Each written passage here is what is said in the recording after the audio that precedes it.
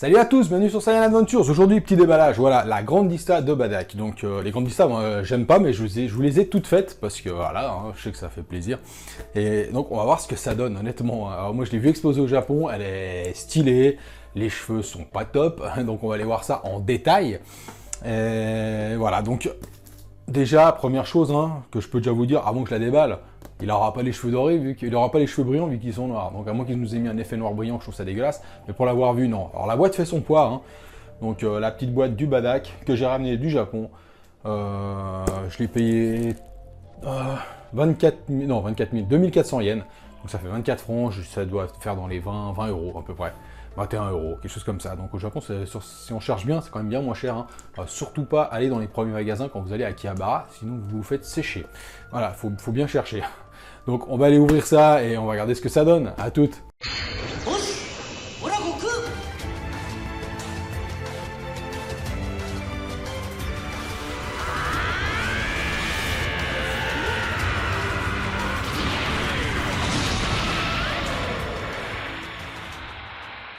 Voilà, que suite des déballages du Japon, là vous en allez avoir pour au moins un mois et demi, hein, à mon avis. La Grandista de Badak, donc que j'ai ramené du Japon, hein, avec le petit logo japonais.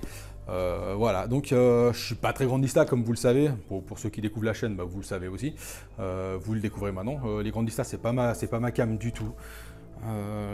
La seule que j'avais trouvé sympa, c'était la Black Rosé, mais je ne l'ai pas gardée longtemps, je l'ai vendue. Hein, donc voilà, je les ai toutes vendues en fait.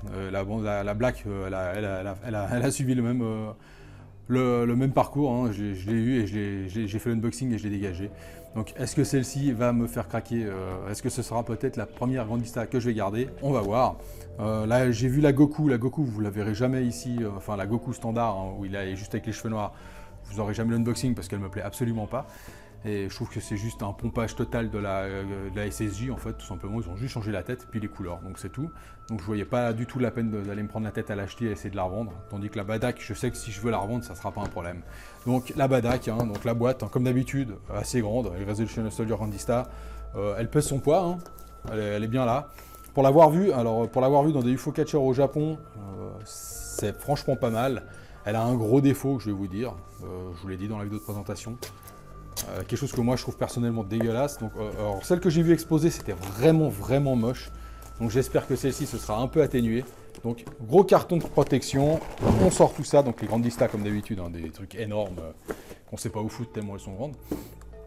Alors, en 3 parties, avec toujours un socle dégueulasse comme d'habitude. Alors le socle, je vais même pas le sortir. Hein. Donc, de toute façon, à la limite, vous vous en contrefoutez totalement. Donc le socle, je ne le sors pas, parce qu'avec un peu de chance, elle tient toute seule. Donc voilà. Alors, ouais, ça commence. On va sortir les jambes. Hop. Voilà. Donc voilà, déjà les jambes, elles tiennent, donc pas besoin de socle. Et on va sortir le torse et la tête, qui sont ici. Donc Badak qui tient son bandana hein, dans la main. La pose est vraiment cool. Franchement, Badak, un personnage qu'on aime ou qu'on n'aime pas, mais moi personnellement j'adore ce personnage, je le trouve vraiment stylé. Bon, c'est un Goku alternatif, on va dire, voilà. Hop, donc on va juste remettre ça en place. Tac. Ok, donc le socle, hein. Bon voilà, je vous montre un vite fait petit socle en plastique comme toutes les Grandista. Un truc très moche. Là au moins il a l'avantage d'être bleu comme le personnage, c'est déjà pas mal, ils ont fait un mini effort. Donc hop, la boîte de la Grandista Badak ici, et le personnage, bon bah c'est pas compliqué, hein. Voilà. C'est 2 pièces qui s'emboîtent tout simplement, comme vous pouvez voir, donc juste le torse et les jambes en une pièce, voilà. En une pièce, en 2 pièces, et la figurine est finie. Alors, qu'est-ce que je peux vous dire ? Je peux vous dire que les cheveux, c'est vraiment moche. C'est vraiment dommage, hein, parce que vu de face comme ça, encore ouais, bon, vu de dessus, c'est horrible. C'est vraiment moche. Quoi. Je comprends pas ce qu'ils ont fait. Il a vraiment cette kippa sur la tête et moi, ça me dérange. Quoi. On dirait vraiment qu'il a une kippa, quoi. Et c'est moche, nom de Dieu, c'est pas possible d'avoir fait un truc pareil, quoi.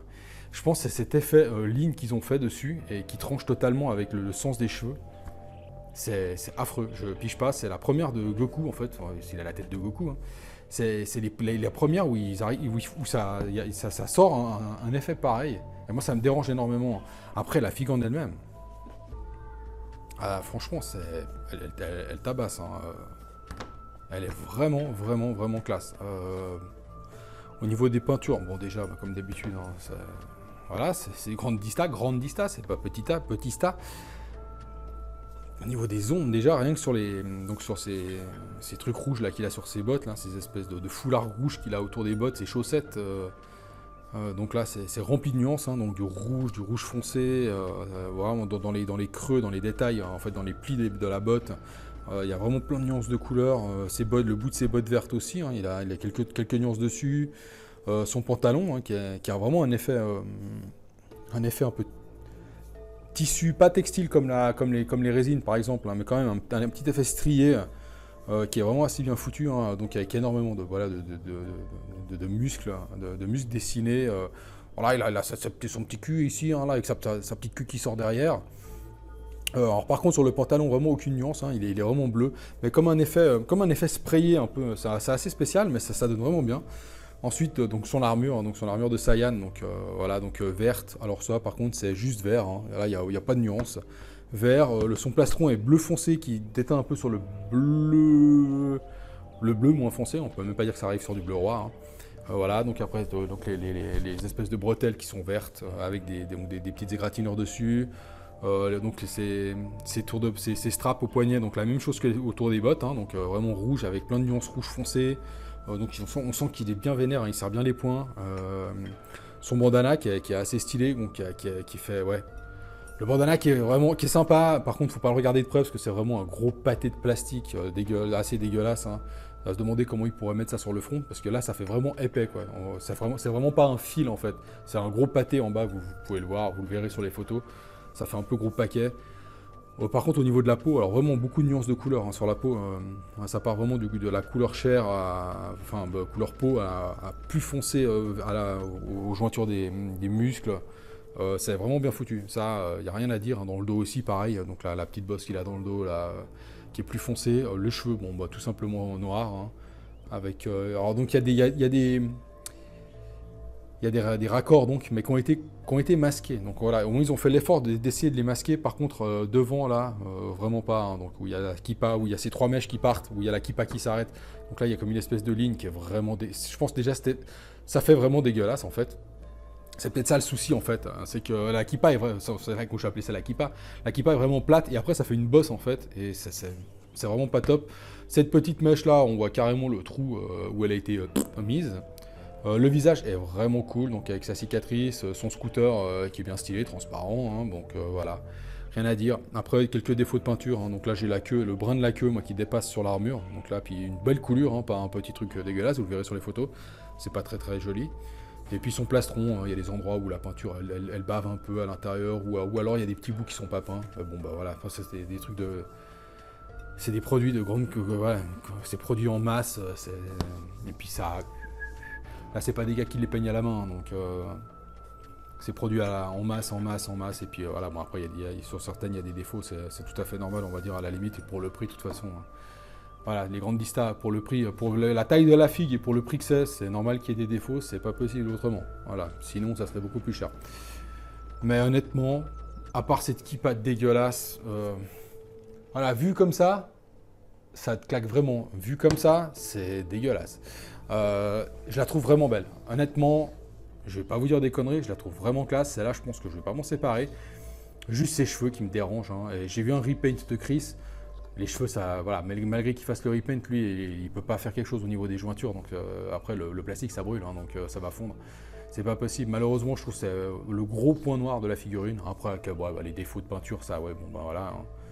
Hein. Sur cette figurine, il y en a. Sur d'autres, il n'y en a pas.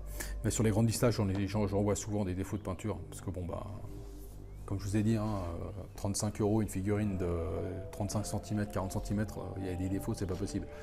Mais honnêtement, moi, celle-là, je la conseille. Je trouve que c'est la plus jolie grande dista qui est sortie pour le moment. et de loin.